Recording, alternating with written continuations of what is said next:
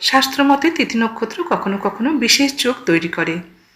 নির্দিষ্ট তিথিতে নিয়ম মেনে কয়েকটি কাজ করলে জীবনে সুখ সমৃদ্ধি হতে চলে, সেরকম একটি গুরুত্বপূর্ণ তিথি হলো মাঘী পূর্ণিমা।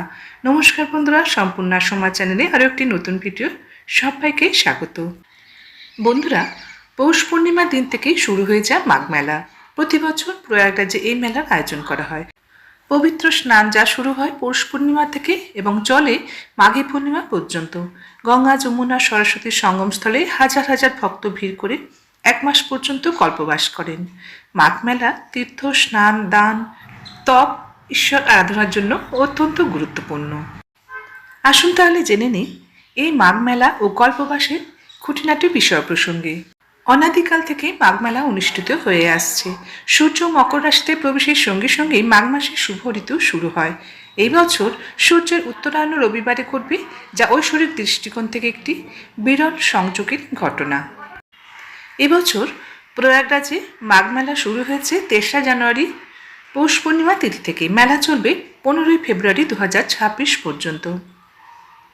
মাঘ মেলার গুরুত্বপূর্ণ কতগুলি তারিখ হলো: পৌষ পূর্ণিমা 3রা জানুয়ারি 2026, মকর সংক্রান্তি 14ই জানুয়ারি 2026, মৌনী অমাবস্যা 18ই জানুয়ারি 2026, বসন্ত পঞ্চমী 23শে জানুয়ারি 2026, মাঘী পূর্ণিমা 1 ফেব্রুয়ারি 2026 এবং মহাশিবরাত্রি 15 ফেব্রুয়ারি 2026। পবিত্র মাঘ মাসে গঙ্গা, যমুনা, সরস্বতীর তীরে প্রয়াগরাজে স্নানের আয়োজন করা হয়ে থাকে। হিন্দু পুরাণে এই স্নানের বর্ণনা পাওয়া যায়। শাস্ত্রমতে প্রয়াগরাজ তীর্থের রাজা, এখানে স্নান করলে শুভ ফল লাভ করা যায়। কল্পবাস আসলে কি? মাঘ মেলা গঙ্গা, যমুনা, সরস্বতীর তীরে ত্যাগ, তপস্যা ও বৈরাগ্যের প্রতীক হিসাবে মনে করা হয়। কল্পবাসের সময় সঙ্গম তীরে বিশেষ কিছু সময়ের জন্য বসবাস করা হয়। যারা কল্পবাস করেন তাদের কল্পবাসী বলা হয়। এই বসবাসকালে সৎসঙ্গ, নদীতে স্নান ও স্বাধ্যায় করা হয়ে থাকে। প্রাচীনকাল থেকে সাধু ও গৃহস্থরা এই পবিত্র মাঘ মাসে কল্পবাস করে আসছেন। প্রচলিত বিশ্বাস অনুযায়ী নিয়ম মেনে কল্পবাস করলে ব্যক্তি জীবনের সমস্ত কঠিন পরিস্থিতি থেকে মুক্তি পেতে পারে। যে কল্পবাসী তপস্যা ও একাগ্রতার সাথে কল্পবাস করেন তিনি নিজের মন ও ইন্দ্রিয়কে নিয়ন্ত্রণ করার শক্তি পেয়ে যান।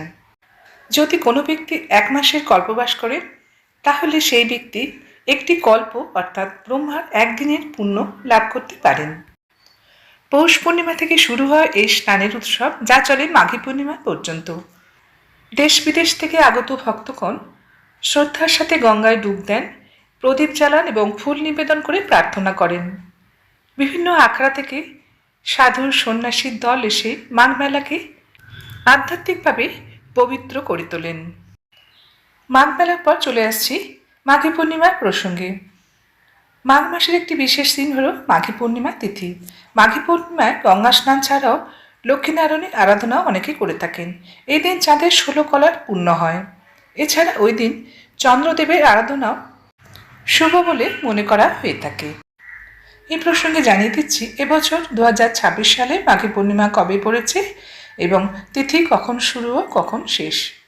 বিশুদ্ধ সিদ্ধান্ত পঞ্জিকা অনুসারে মাঘী পূর্ণিমা 2026 1 ফেব্রুয়ারি রবিবার। পূর্ণিমা তিথি শুরু 1 ফেব্রুয়ারি ভোর 5:55 এবং পূর্ণিমা তিথি শেষ হবে 2রা ফেব্রুয়ারি রাত 3:41। তাহলে কিভাবে এই মাঘ পূর্ণিমা তিথি পালন করবেন? প্রথমত, মাঘ পূর্ণিমার দিন সকালে বিধি মেনে বিষ্ণুর পূজা করুন। পুজোর চৌকি বা পিঁড়ির উপর লাল কাপড় রেখে তারপর লক্ষ্মীনারায়ণের মূর্তি বা ছবি রাখুন। তারপর পুজো করুন, এতে তাদের কৃপায় কখনো আর্থিক সমস্যায় ভুগতে হবে না। মাঘ পূর্ণিমার দিন পূর্বপুরুষদের কৃপা পাওয়ার আদর্শ একটি দিন বলে বিবেচিত হয়। পূর্বপুরুষদের উদ্দেশ্যে পূজা, তর্পণ ও শ্রাদ্ধ করতে পারেন। যদি কারো পিতৃদোষ থেকে থাকে তাহলেও এই উপায়ে সেটা কাটানো যেতে পারে। ওই দিন দেবী লক্ষ্মীর কৃপা লাভ করতে হলে গরিব দুঃখীদের ভোজন করানো শুভ বলে মনে করা হয়। এছাড়া দরিদ্র ব্যক্তিদের অন্ন ও বস্ত্রদান দেবী লক্ষ্মীর কৃপা লাভে সাহায্য করে। মাঘী পূর্ণিমা তিথির দিন তিল, কম্বল, গুড়, ঘি, মিষ্টি, ফল, অন্ন ইত্যাদি দান করা শুভ বলে মনে করা হয়। এতে লক্ষ্মী দেবী ও বিষ্ণু প্রসন্ন হন বলে মনে করা হয়। জ্যোতিষ অনুসারে এই বছর মাঘী পূর্ণিমায় অনেকগুলি শুভ যোগ থাকছে। এদিন থাকবে রবি পুষ্য যোগ, সর্বাত্ম সিদ্ধি যোগ, প্রীতি যোগ এবং আয়ুষ্মান যোগ। মাঘী পূর্ণিমার দিন বাড়িতে সত্যনারায়ণী পুজো করতে পারেন, শিরনিও দিতে পারেন। এছাড়া নাম সংকীর্তন বা কীর্তনের ব্যবস্থা করতে পারেন। সবশেষে শুনে নিন মাঘী পূর্ণিমার ব্রতকথা। পুরাকালে কান্তিকা নগরে এক গরিব ব্রাহ্মণ আর তার স্ত্রী ভীষণ কষ্টের সঙ্গে তাদের জীবন অতিবাহিত করতেন। সেই ব্রাহ্মণ ধনেশ্বর এবং তার স্ত্রীর কোনো রকম সন্তানাদি না থাকায় ভীষণ মনোকষ্টে জীবনযাপন করছিলেন। এই কারণে চারপাশের সকলে সেই ব্রাহ্মণীকে বন্ধা বলে বিদ্রূপ করত। একদিন সেই গরিব ব্রাহ্মণী ভিক্ষা সংগ্রহের জন্য গ্রামেতে বেরিয়ে পড়েন। গ্রামের সমস্ত ঘরে ঘুরে ঘুরে কোনো বাড়িতে তাকে ভিক্ষা দিতে রাজি হয় না, উপরন্তু তাকে বন্ধা বলে ব্যঙ্গ ও বিদ্রূপ করতে থাকে। গরিব ব্রাহ্মণী সেই কথা এসে ব্রাহ্মণকে জানান। ব্রাহ্মণ তার এই মনোকষ্টের কথা কোনো এক পরিচিতের কাছে জানিয়ে পরামর্শ চাইলে সেই ব্যক্তি তখন ব্রাহ্মণকে দেবী কালিকা ও চন্দ্রিকা দেবীর পূজার পরামর্শ দেন। ব্রাহ্মণ ও ব্রাহ্মণী 16 দিন ধরে দেবী কালিকার পূজা করেন এবং 32টি প্রদীপ জ্বালান। এরপর দেবী কালিকা খুশি হয়ে বর দিয়ে তাকে সন্তান দেন এবং এরপর ব্রাহ্মণ ও ব্রাহ্মণী প্রত্যেক মাঘী পূর্ণিমা তিথিতে প্রদীপ জ্বালিয়ে মাঘী পূর্ণিমা তিথি পালন করেন। ব্রাহ্মণের সন্তান ছিল খুবই স্বল্পায়ু। তারা ঠিক করলেন তার সন্তানকে কাশীতে তার মামার বাড়িতে পড়াশোনার জন্য পাঠিয়ে দেবেন। কিন্তু ঘটনাক্রমে কাশী যাওয়ার পথে কোনো এক রাজার কন্যার সাথে তার বিয়ে হয় এবং দেবদাস প্রতারিত হয়। আর এদিকে ব্রাহ্মণ আর ব্রাহ্মণী প্রতি মাঘী পূর্ণিমার তিথিতে প্রদীপ জ্বালিয়ে দেবী কালিকার পুজো করতে থাকেন।